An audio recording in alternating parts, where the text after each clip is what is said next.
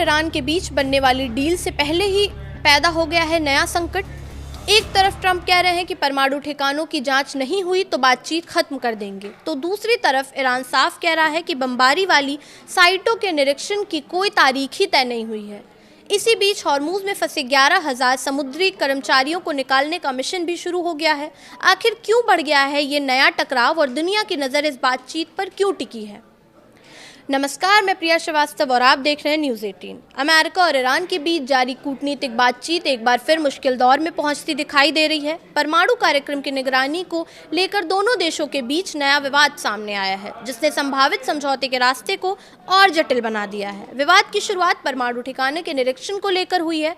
America का दावा है कि ईरान संयुक्त राष्ट्र की परमाणु निगरानी एजेंसी के निरीक्षकों को अपने परमाणु ठिकाने की जांच की अनुमति देने पर सहमत हो चुका है। अमेरिकी राष्ट्रपति डोनाल्ड ट्रंप ने साफ चेतावनी दी है कि अगर ईरान जांच की अनुमति नहीं देता तो ईरान बातचीत की प्रक्रिया को बंद कर सकता है। हालांकि ट्रंप ने यह भी कहा है कि निरीक्षण को लेकर किसी तरह की जल्दबाजी नहीं की जाएगी, लेकिन पारदर्शिता और भरोसा बनाए रखने के लिए जांच बेहद जरूरी है। दूसरी ओर ईरान इस दावे को पूरी तरह खारिज कर रहा है। ईरान के विदेश मंत्रालय के प्रवक्ता इस्माइल बघाई का कहना है कि उन परमाणु स्थलों का निरीक्षण को लेकर अभी तक कोई तारीख या कार्यक्रम नहीं तय किया गया है जिन पर पहले हमले किए गए थे। ईरान का कहना है कि उसका परमाणु कार्यक्रम पूरी तरह शांतिपूर्ण उद्देश्यों के लिए है। हालांकि अंतर्राष्ट्रीय स्तर पर चिंता इस बात को लेकर बनी हुई है कि ईरान के पास उच्च स्तर पर संवर्धित यूरेनियम का बड़ा भंडार मौजूद है, जिसे सिद्धांत रूप से परमाणु हथियार बनाने की क्षमता तक ले जाया जा सकता है।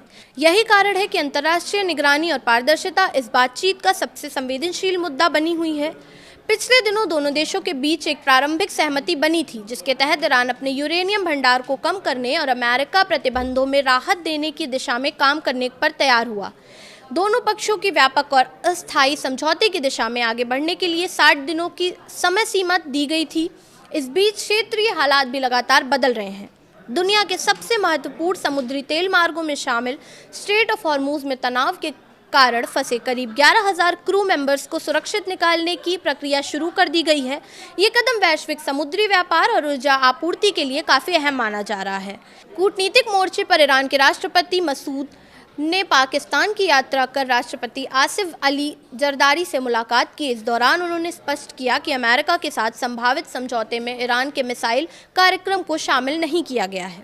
वहीं स्विट्जरलैंड में चल रही तकनीकी वार्ताओं में दोनों देशों ने प्रतिबंधों में राहत, परमाणु कार्यक्रम, निगरानी व्यवस्था और पुनर्निर्माण जैसे मुद्दों पर अलग अलग कार्य समूह बनाए हैं, ताकि विवादित बिंदुओं पर समाधान तलाशा जा सके। कुल मिलाकर तस्वीर साफ है, बातचीत जारी है, लेकिन भरोसे की कमी अब भी सबसे बड़ी बाधा बनी हुई है।